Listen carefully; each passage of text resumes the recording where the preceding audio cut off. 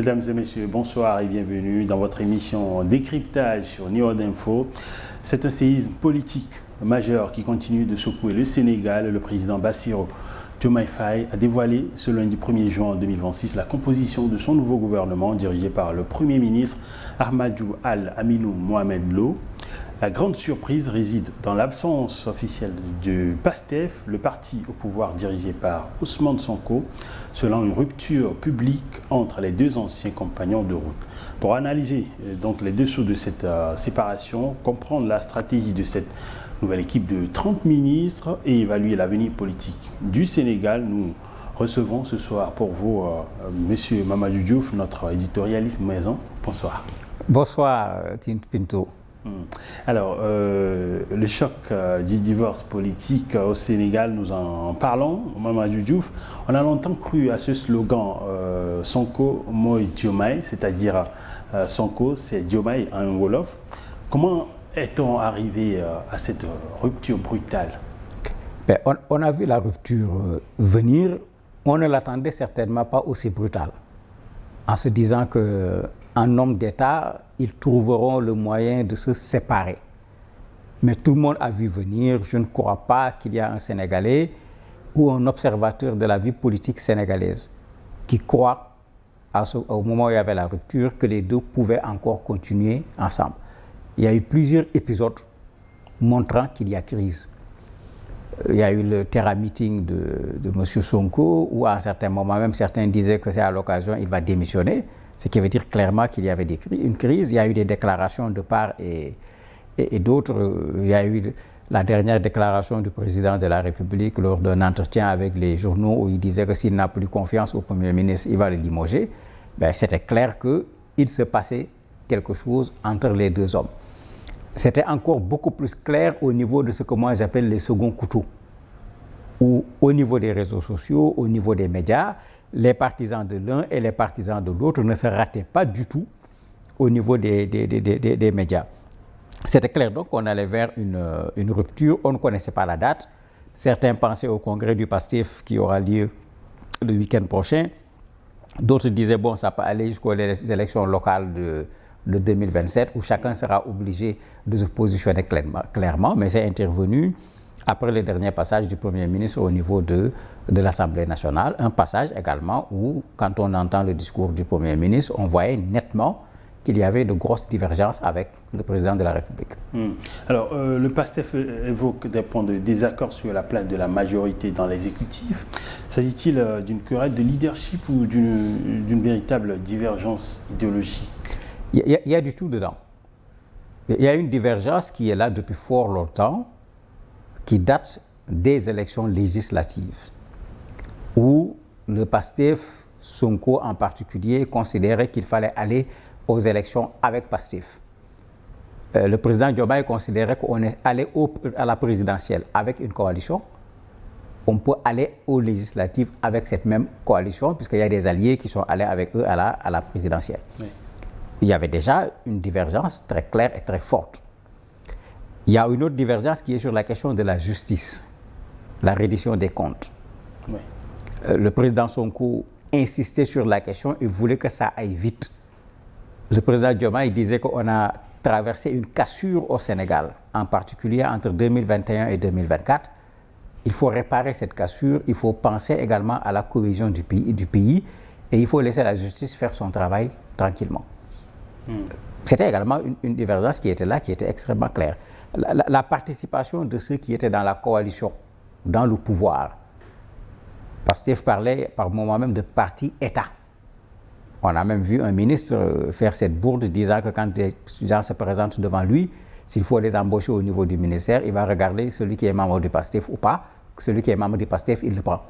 Mais bien sûr, les Sénégalais avaient dénoncé en disant non, il n'est pas question qu'il y ait un parti-État dans ce pays-là. Donc les divergences sont là. Ici est ajoutée actuellement une autre divergence.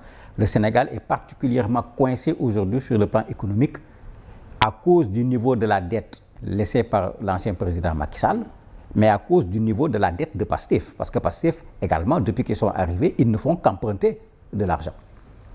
Le Sénégal est coincé. On a des difficultés avec le Fonds monétaire international en particulier qui ne décaisse pas actuellement pour le Sénégal. les notes du Sénégal ont été rabaissées un peu partout, au niveau des organismes de notation. Trouver de l'argent devient une difficulté pour le Sénégal, de sorte que sur ce plan, il y a également une divergence. Le Premier ministre dit qu'il n'y aura pas du tout de restructuration. Il en fait même une question d'honneur, de dignité. Le président considère que quand c'est nécessaire, il faut accepter qu'à l'impossible, nul n'est tenu. Il faut accepter, s'il le faut, la restructuration. Donc il y a effectivement des divergences qui sont là. Mais c'est ça qui fait, pour moi, c'est ça qui fait la quintessence d'un parti politique. Un parti politique où tout le monde pense la même chose, ce n'est pas un parti politique. En gros, Faye accepte des compromis alors que Sonko est radical. Je n'utiliserai pas le mot radical parce que c'est des choix qui sont faits par rapport à une situation économique.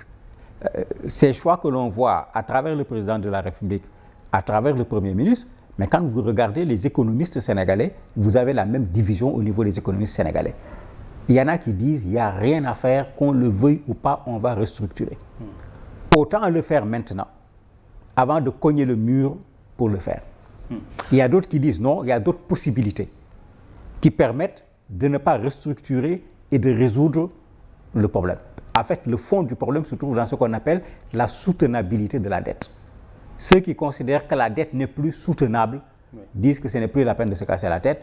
Il faut aller vers la restructuration pour éviter ce qu'on appelle le défaut de paiement, qui va déclarer le Sénégal pays en faillite. Les autres disent non, la dette est encore soutenable, il y a des stratégies pour pouvoir payer la dette. La preuve, jusqu'à présent, sans le FMI, le Sénégal continue, on paye les salaires. En fait, ce n'est pas une division seulement au niveau du président de la République et du Premier ministre, c'est également une division au niveau des spécialistes de l'économie et de l'orientation politique qu'il faut donner au pays sur le plan économique. Alors, on va jeter un coup d'œil sur le gouvernement en général, 30 ministres. Est-ce que c'est une équipe de technocrates ou de fidèles du président Diomaye Faye ou peut-être d'ouverture politique? Ben, il y a du tout. Ça ressemble à la première équipe gouvernementale, en quelque sorte, où il y avait des fidèles de PASTEF, il y avait des personnes qui n'appartiennent à aucun parti politique, qui sont vraiment des technocrates, il y avait des gens qui appartiennent à la coalition. Ici, on retrouve à peu près le même topo. La différence, c'est que dans la première équipe, le PASTEF était fortement représenté, une vingtaine de ministères, et bien sûr les ministères de souveraineté comme on les appelle. Cette fois-ci, officiellement, le PASTEF n'est pas représenté dans le gouvernement. Bien que vous avez des ministres bien connus qui font partie indiscutablement du PASTEF, qui sont restés dans le gouvernement. C'est le cas, par exemple, de celui qui est actuellement le ministre des Forces armées. Oui. Il est membre de PASTEF, c'est connu. Voilà, c'est le cas de Bala Moussa Dafé, c'est le cas également d'Ibrahim Sy au niveau de la santé. Au niveau de la première coalition Diomaye également, vous avez Déthié Fall qui est très proche de Sonko, vous avez Cheikh Tidiane Dièye au ministère de l'Assainissement qui sont des proches également de Sonko qui sont restés dans le gouvernement. Tout comme il y a des technocrates qui sont entrés dans le gouvernement. Mais ce qui est sûr, il y a une sorte d'équilibre qu'on a essayé de faire entre des politiques et des technocrates parce que Yankoba Diémé est un politique.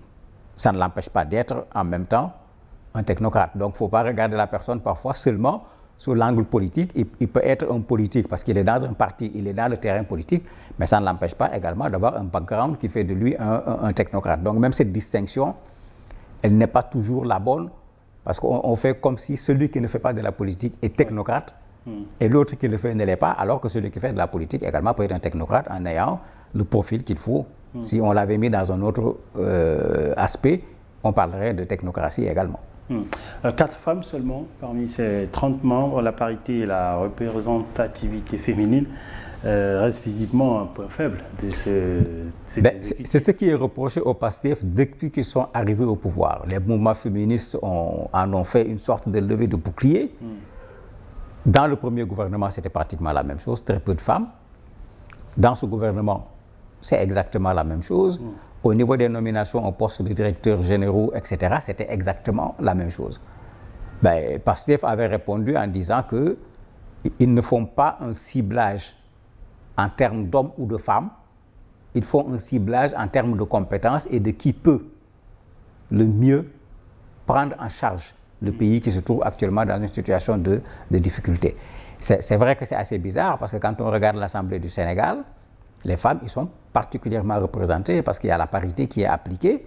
Au Sénégal, sur la liste pour être député, obligatoirement, c'est un homme, une femme, ou bien une femme, un homme. Si vous mettez deux hommes qui se suivent sur la liste devient nulle et non avenue, elle ne passe pas aux élections. Mais comment avoir une assemblée qui est presque paritaire et au moment du gouvernement, on a du mal à avoir 40%, même pas 25% de femmes qui sont représentées. Ça fait encore l'objet d'un débat au Sénégal et les mouvements féministes tirent dessus depuis le premier gouvernement de PASTEF. Alors, vous évoquiez tout à l'heure ces 5 ministres qui sont issus du PASTEF et qui auraient reçu des consignes de non-participation à ce gouvernement, mais qui s'y trouvent actuellement. Est-ce qu'on assiste là à la révélation d'une rupture au sein du PASTEF? Mais c'est évident qu'il y a actuellement, je dirais, une fissure. Parce qu'il est clair que la majorité des membres du PASTEF sont avec Ousmane Sonko. Dans le PASTEF, qui sont ceux qui sont avec le président de la République, ce n'est pas encore clair. Mais on peut parler de fissure parce que, indiscutablement, il y a dans le gouvernement aujourd'hui des membres qui sont ministres, qui étaient dans le gouvernement ou qui sont entrés dans le gouvernement, parce qu'il y a les deux, oui, qui sont du PASTEF. Alors que, avant la publication même de la liste du gouvernement, le PASTEF, à travers Ousmane Sonko lui-même, a dit clairement que le PASTEF ne participera pas au gouvernement. On était à pratiquement 1 heure de la proclamation de la liste. Ils sont là-bas sur quelle base? Certains parmi eux ont pris la parole en disant que bon, c'est le devoir national. Quand le devoir national t'appelle, il faut répondre au devoir national. Au niveau de PASTEF, on commence à les considérer plutôt comme des traîtres. Bon, mais ça, c'est le jeu politique. Ce qui est sûr, très certainement, dans PASTEF jusqu'à présent, il y a peut-être encore des gens qui sont plutôt du côté du président de la République. On le verra après, parce qu'après le gouvernement, on va voir qu'est-ce qui se passe au niveau des directions générales des grandes entreprises, qu'est-ce qui va se passer également au niveau des postes de PCA, parce que quand les politiques viennent, ils placent leurs gens. Et c'est le PASTEF qui avait placé ces gens au niveau de ces postes, avec le décret du président de la République. Il y en a qui ont démissionné déjà pour dire qu'ils ne peuvent plus occuper leur poste. Le parti a été catégorique en disant PASTEF pas dans le gouvernement, mais le parti a été nuancé pour les présidences de conseil d'administration et de direction générale en disant que celui qui ne se sent pas à l'aise peut partir à titre personnel.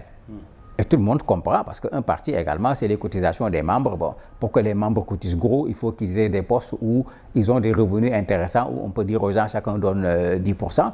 Donc on est dans un calcul politicien également dans cette affaire-là. On s'interroge également, comme ça s'est régulièrement vu au Sénégal, est-ce que tout le monde acceptera de suivre la consigne ou est-ce qu'on a eu ce qu'on a appelé à un certain moment la déséquisation au Sénégal quand Idrissa Seck a quitté le poste de Premier ministre. On a eu la démaquillisation également quand Macky a quitté le poste de Premier ministre.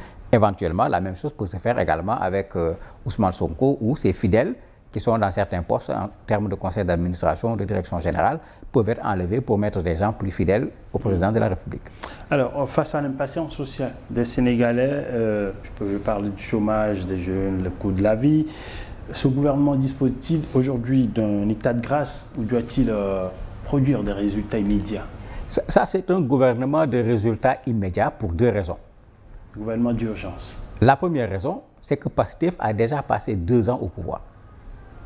Et PASTEF a toujours utilisé comme argument pour les engagements qu'ils avaient pris en disant qu'ils vont le faire rapidement et qu'ils n'ont pas fait, ils ont toujours utilisé comme excuse l'ancien régime. La dette qu'ils ont laissée, etc. Et les gens leur disaient, ça suffit, quoi. Tout le monde sait maintenant de quoi il s'agit. C'est vous qui êtes aux commandes, fournissez un résultat. Donc, PASTEF a déjà fait 2 ans au pouvoir. Et aujourd'hui, il y a un jeu qui consiste à nous faire croire qu'il y a 2 unités différentes. Il y a Ousmane Sonko d'un côté, il y a Diomaye de l'autre. C'est les 2 qu'on avait vendus ensemble. Vous le disiez à l'entame de l'émission, c'est Sonko, moi et Diomaye qu'on nous avait vendus. Rien que le fait que les 2 se soient séparés crée une déception. Ce n'est pas ce qui avait été vendu aux Sénégalais, c'est un duo qui a été vendu aux Sénégalais. On assiste aujourd'hui à un duel. Mais ça veut dire que quelque part, on a vendu du faux aux Sénégalais. Alors, la deuxième chose, ouais. Sur le plan social aujourd'hui, mais la situation est extrêmement difficile au niveau du Sénégal. Les Sénégalais n'accepteront pas que les gens se mettent dans la politique politicienne, parce que la politique peut attendre. Mais le chômage des jeunes, l'économie, le développement du pays ne peut pas attendre. Le Sénégal est en situation d'urgence. Il y a eu plein de grèves pendant les deux premières années. Il y a d'autres qui sont là en train de contester. Donc le Front social montre clairement que les Sénégalais veulent du résultat le plus rapidement possible. Et ce gouvernement qui vient d'arriver, s'il peut rester sur place jusqu'à la fin du mandat, c'est 3 ans. Mais ça veut dire qu'obligatoirement, il faut des résultats et le plus rapidement possible. Alors, une dernière question. Le PASTEF dispose d'une majorité écrasante à l'Assemblée nationale. Il y a cette question, sous l'égide de Sonko, bien sûr, il y a cette question qui se pose partout. Est-ce que le gouvernement risque-t-il d'être systématiquement bloqué par les députés? J'espère qu'ils seront des hommes d'État. Pour ne pas, pour un conflit d'ego, de personnes et de leadership, bloquer le Sénégal. Le Sénégal vaut plus que Sonko et Diomaye réunis. Le Sénégal ne se limite pas au PASTEF.